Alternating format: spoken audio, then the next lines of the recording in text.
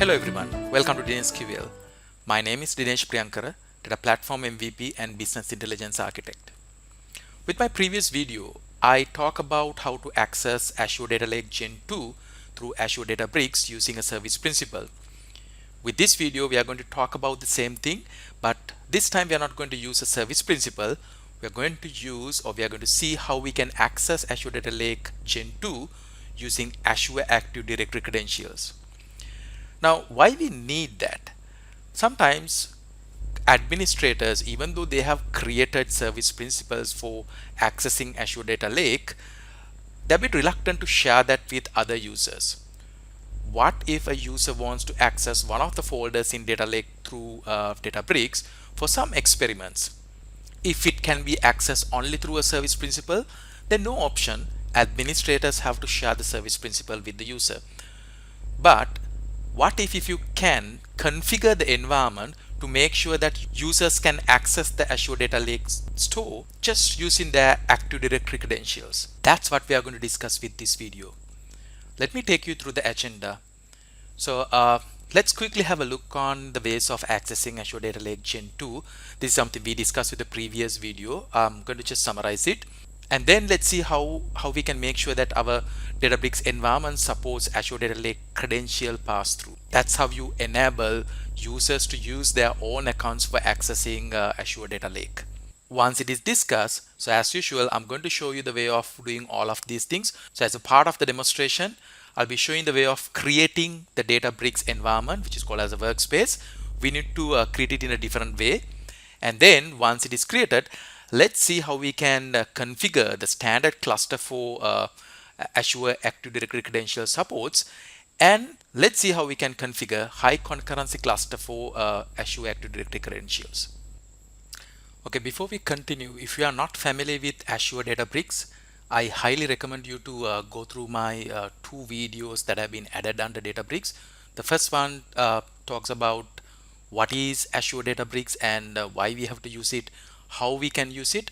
Second one, it talks about how to access Azure Data Lake using a service principal.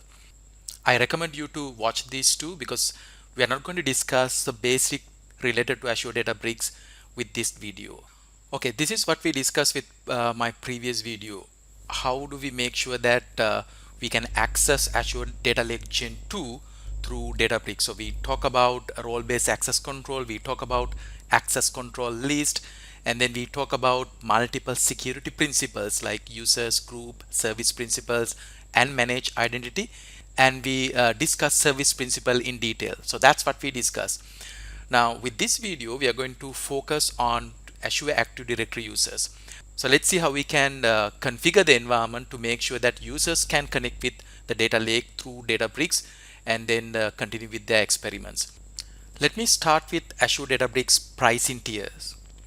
So when we create Azure Databricks workspaces, we have to pick the pricing tier. So we have a standard tier and we have premium tier. And when it comes to standard pricing tier, that's the most common one and everyone uses it, and you can do a lot of things with it. But what's the difference between standard and premium? So premium offers some additional features. Now if I name some of the features, you can think about something like role-based access control. Like when you have Azure Databricks environment, you can have multiple objects like notebooks, clusters, jobs.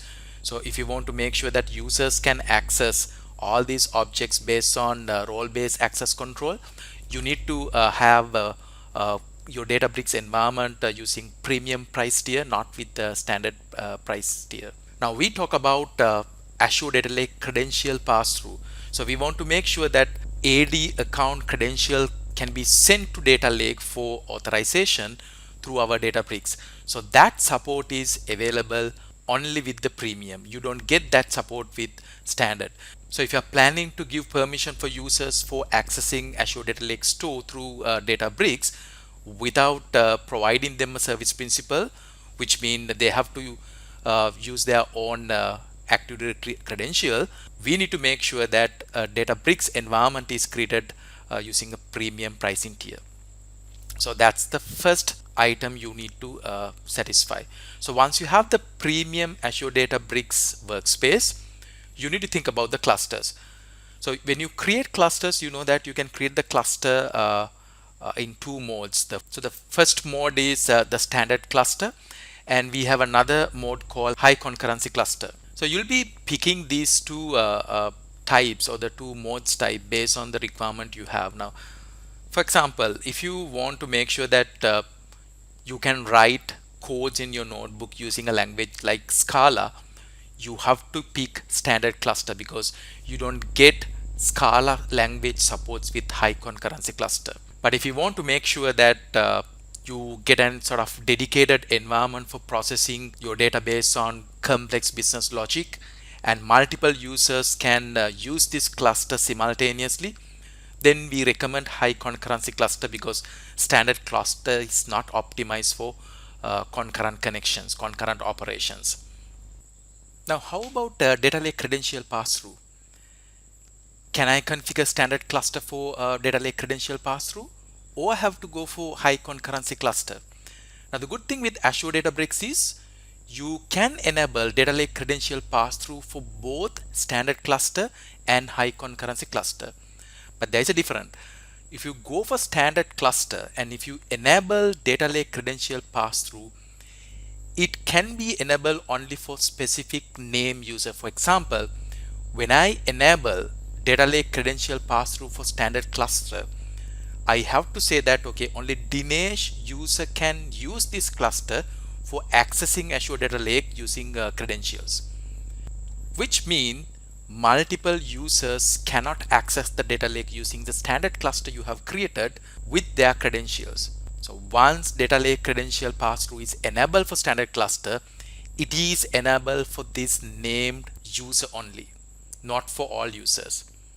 But when it's come to high concurrency cluster, it is for multiple users. Once it is enabled, Dinesh can connect with data lake store through the Azure Databricks using this cluster, and he can use his credential for accessing the data lake. Not only Dinesh, for example, let's say we have another user called Jane. She can access the data lake using her credentials through this high concurrency cluster. So that's how you see the support for credential pass-through with these two cluster modes. Now it is time for the demonstration. So let me show you how to create the Databricks workspace with the premium pricing tier. That's very simple. And once we have it, let's see how we can configure standard cluster for credential pass-through, and then let's test it. And let's see how high concurrency cluster works supporting credential pass-through. Okay, so this is my Azure environment, and let's start with creating a workspace. So I'm going to click on add. I'm going to pick my subscription, and then I'm going to pick my resource group. So it's going to be my test. So I'm going to name this as DNSQL Azure Databricks Premium. And let me create it in Southeast Asia. And pricing tier, we know that we don't get the support for standard, so we have to pick the premium. Let me click on review and create. Let's check whether validation is okay. Yes, it is okay. Okay, workspace is created. Let me go into my Databricks workspace. Let me click on launch workspace. Okay, I'm in my Azure Databricks workspace. What I'm going to do is I'm going to create a cluster without considering data lake credential pass-through. So let me quickly create a one. So I'm going to create a one called my cluster, and I'm okay with standard mode, runtime 6.4, and all other settings. So let me click on create cluster. Okay, my cluster is ready. So what I'm going to do is I'm going to create a new notebook, and let me name this as my notebook. I prefer the language Scala. You can see since this is a standard cluster, I can use Python, SQL, OR, but I'm going to use Scala, and the cluster is automatically selected. So let me click on create for creating my notebook. So this is what I'm going to do. I'm going to use a service principal, not my Azure credential. I'm going to use service principal for connecting with my data lake, use one of the files for creating an external table, and once it is created, I'm checking and seeing whether I can get data through this external table. So once it is done, let's see whether some other user can access this external table using their AD credentials. So let me create the table. There is the code for creating the Spark context. So this is something we discussed with the previous video. Let me execute this. So this will connect with my data lake and it will establish the connection. It's done. Now I'm going to create a table called caller accounts in default database. And as you see, I'm going to connect with my data container in storage. And I'll be connecting with a file called caller account CSV, which is in native data 2, master data 2 folders. Let me quickly show you my storage using Storage Explorer. So this is my storage. This is what we just access using a service principal, and this is the data container, and it has a native data 2 folder. Let me go into it, and it has another subfolder called master data, and this folder has caller account CSV. So I'm trying to access this file and then trying to create an external table. So when I execute a select statement against this external table, I should be able to see data in this CSV file. Let me go back to my Databricks environment. I'm going to execute this SQL code. Done. Now just remember, we can execute this code connecting with this container and accessing this file because my service principal has permission for this container and these folders. That's why we were able to execute this code. Now let me execute a select statement and see whether I can get data. It works, so which means I can see. So now what we are going to do is we are going to make sure that two other users, I have a user called Jane, I have another user called Jack. I'm going to make sure that both Jane and Jack have permission for this workspace, and let's see whether they can access this external table using their Azure credentials. Let me go to the other tab and I'm going to click on access control. I'm going to give permission to two users, Jack and Jane. Let me click on add. I'm going to make both Jane and Jack as contributor. So let me look for Jane, I can see, and let me look for Jack, I can see. Let me add. So I'm going to add both Jane and Jack. Let me save it. Let me see all role assignments. I can see both Jack and Jane as contributors. Now I'm going to open a new private window and I'm going to use Jane's credentials for login to Databricks environment, and let's see whether she has permission for accessing the external table. Okay, so this is the portal and Jane has logged into Azure portal. Let me click on Azure Databricks. Since she's a contributor of DNSQL ADB Premium Databricks workspace, she should be able to see it and access it. So let me click on this and I'm going to launch the workspace. Okay, first we'll make sure that Jane can see the table created. Let me click on data. I can see the default database and a caller accounts external table is there. So let's create a new notebook. I'm going to name this as Jane notebook, and since we are going to access the table, I prefer to use SQL, and let's use the same cluster. Let's put the same select statement and see. Select all from caller accounts. Let me execute, and obviously we are getting error, and you can see it throws an error like configuration property for this storage is not found. You know that this notebook has no code for creating the Spark context. So we are trying to use Jane's credential, but it looks like it is not working. So you know the reason, because this cluster is not configured for Data Lake credential pass-through. And the other reason is Jane has no permission for this folder. So let's quickly give permission to Jane on these folders and file and see whether this works. Okay, so this is storage, and let me give permission to Jane on container, folders and files. So I'm looking for Jane. Let me look for Jane. Found it. Click on add, access permission, and execute.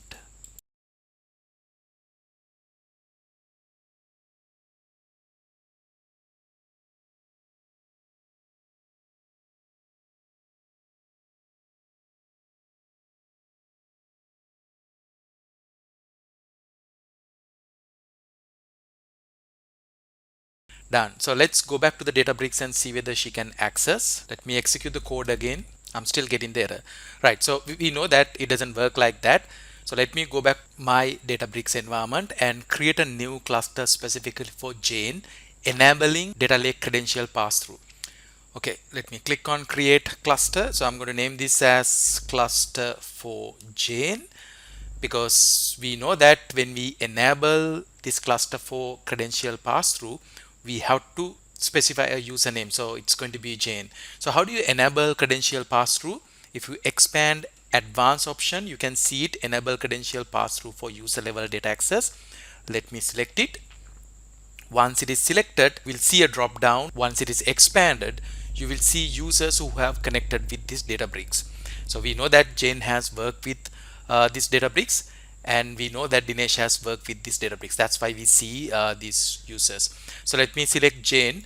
Just remember this, for some reason, if you're not seeing Jane in this drop down, even after adding her into a contributor role, the reason could be she has not logged into Databricks yet. So what you have to do is you need to ask the user to log into the Databricks environment.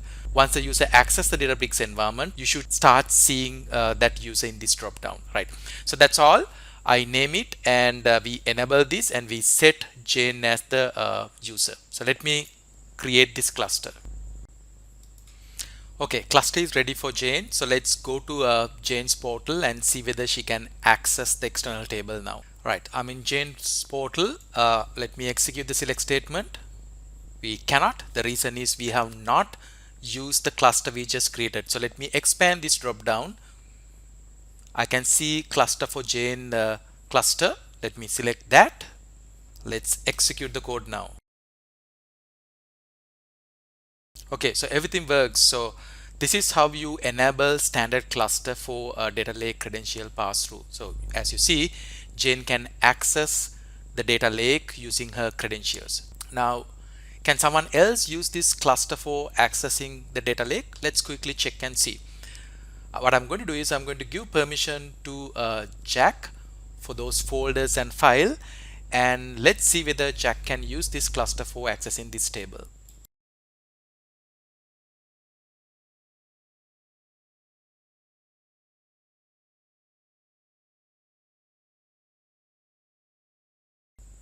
Okay, permission given. I'm going to log in using Jack's credentials. Okay, I have logged in using Jack's credential. Let me open Azure Databricks. Since he's also a member of contributor role, he should see this workspace. Let's launch the workspace. Let's create a new notebook. I'm going to name this as Jack Notebook, and it's going to be SQL. Let's try to access the table using the standard cluster we have created. No. So let's see whether he can access the table using the cluster created specifically for Jane.